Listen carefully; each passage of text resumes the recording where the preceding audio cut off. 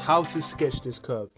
Now this cubic curve is very straightforward. Okay, all you have to do is realize that each of these factors are points where you hit the x-axis.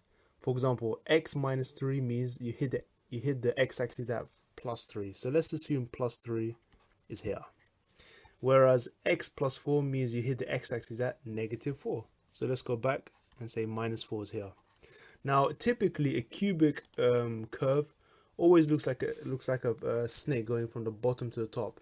So the shape is generally starting from the bottom, you curve down, curve once more and go up. This is a typical positive x cube graph. And you know it's x cubed if you've got 3 factors, or if you multiply the first 3 x's to get x cubed. If you had a negative, if somehow when you expanded this and you had a negative x cube, something like this, the shape would be going downwards, a bit like this, curving up and then finishing down. So remember, positive x cube, you start from the bottom and you go up. Negative x cube, you go down and you finish down. Now, because we have 2 repeated roots, this means that it's going to hit x at 3 twice. So in other words, it's going to bounce off 3. So let's go ahead and sketch this. We're going to get to the y-axis in a second. All you're going to do is start from here, shoot up. Oh man, I missed it already.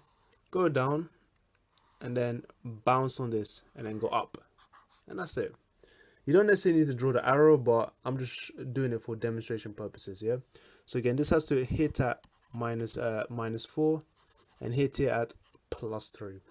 Now, as for the y-axis, I mean, the curve could be, the bending point could be anywhere, so let's not assume that the turning point hits here. To get the y-axis, this is simply when x equals 0. So if you plug in x equals 0 here, you're going to end up having, you know, 0 minus 3 times 0 minus 3 times 0 plus 4. And essentially, what this means is that you can have -3 times 4, which will give us 36. And that's it. This is literally all you have to do, guys. So yeah, if you found this video helpful and instructive and, you know, pretty much cover what you need to know, please give me a like, guys. Otherwise, I shall see you next time. Ciao.